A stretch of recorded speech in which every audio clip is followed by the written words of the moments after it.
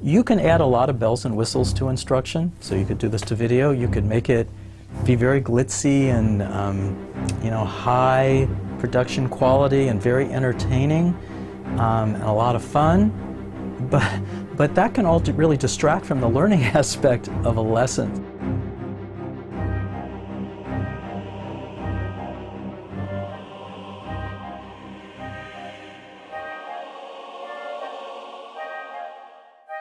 I never expected to spend this much time studying multimedia learning. I just kind of fell into it and it kept getting more and more interesting. I remember every little thing as if it happened only yesterday. Some things you see and you forget them in 5 minutes. Other things you see and then you see them every time you close your eyes for the rest of your life.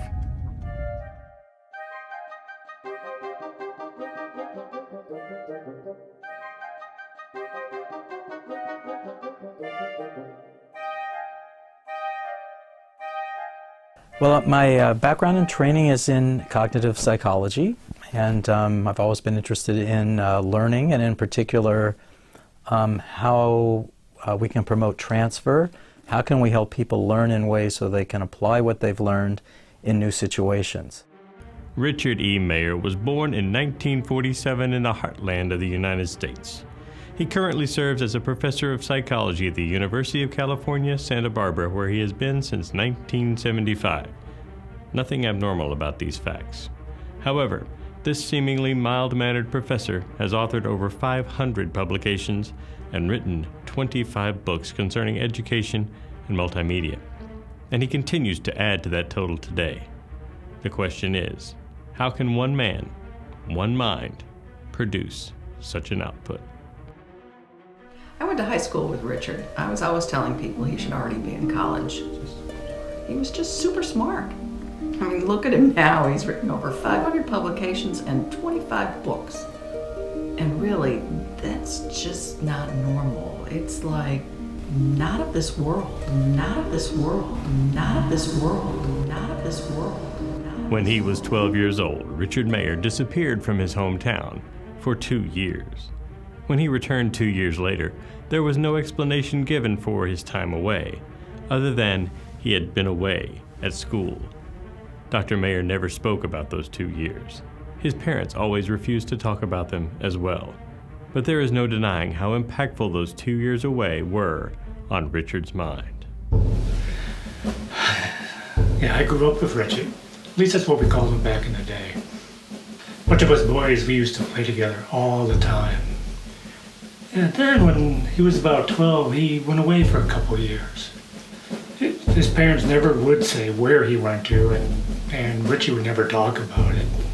It must have been some type of brainiac school, because when Richie got back, he was smarter than all of us put together.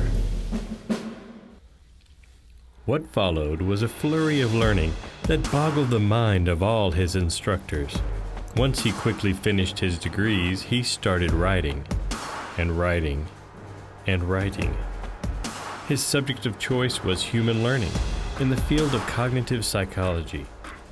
He fell in love with how multimedia could impact learning and authored the seminal book, Multimedia Learning, which still remains the go-to book in this field. So I pretty much got interested in what makes a useful graphic, how can we help people learn? Is there a value added of if we incorporate graphics into instruction? Will that help people learn better than if we focus just on words? So I call that the multimedia principle, and there's a lot of evidence that people learn better from words and pictures than from words alone. From that book grew the 12 cognitive principles of multimedia learning. These principles now guide some of the greatest minds in educational multimedia. As technologies have evolved, so have the writings of Dr. Mayer. His latest book to take the field by storm is E-Learning and the Science of Instruction. This book is referred to as a classic. After all these years, after all the speculation, we have uncovered an eyewitness to a shocking event that brings everything concerning Dr. Mayer's 2-year absence and his subsequent prolific mind into a clearer focus. It was the fall of 1959. I just got off work from my daddy's gas station and had to walk about a mile home and pass by the Jones farm, and there you go, out in the middle of the field was this here 10, 12-year-old boy shooting off bottle rockets. Right about here on this road, I stopped at the fence and watched bottle rockets being shot off. I'm not going to turn down a good fireworks display. So I'm standing here looking out in this field, and this kid shoots off a bottle rocket, blows up a little bitty ball of light. Next thing I know, there's a huge ball of light sitting right over his head.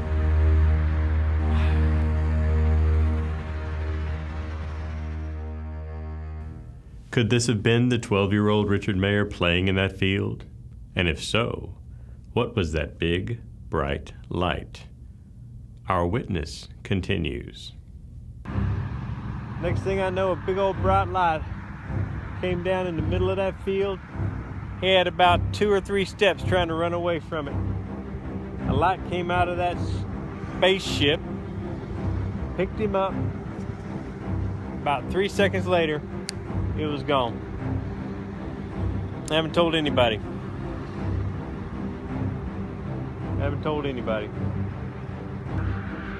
About 2 years later, he showed back up. Showed up at school. He was smarter than the teachers. I didn't know what to think. Didn't want to tell anybody. Now I watch him and everything he does. I know where he got his smarts. Those aliens injected him with something.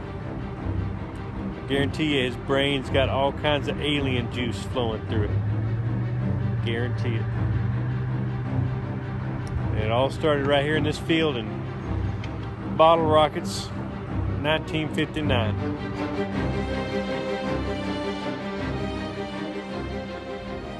Alien juice. An injection of alien juice into the cerebellum, followed by 2 years of intelligence training from an alien life form on a distant planet? Could this be what happened to the young Richard Mayer that turned him into such a genius of human learning and multimedia? And could this alien juice still be flowing through the prolific mind of the otherwise mild-mannered professor? And has this alien juice been passed down to the son of Richard Mayer that he has yet to claim?